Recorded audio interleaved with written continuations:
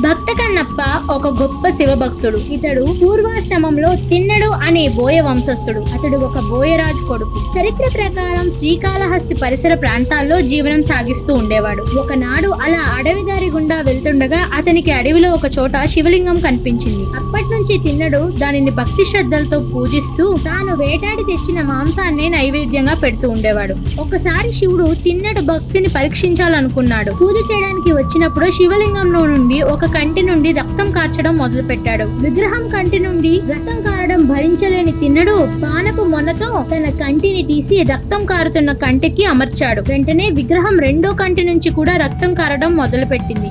కాలి బొటనవేలు గుర్తుగా ఉంచి తన రెండో కంటిని కూడా తీసి విగ్రహానికి అమర్చాడు. తిన్నడి నిష్కల్మష భక్తికి మెచ్చిన శివుడు అతనికి ముక్తిని ప్రసాదించాడు. అందువల్లనే తిన్నడికి కన్నప్ప అనే పేరు వచ్చింది. తిన్నడు పూర్వజన్మలో అర్జునుడు అనే ఒక కథ కూడా ప్రచారంలో ఉంది.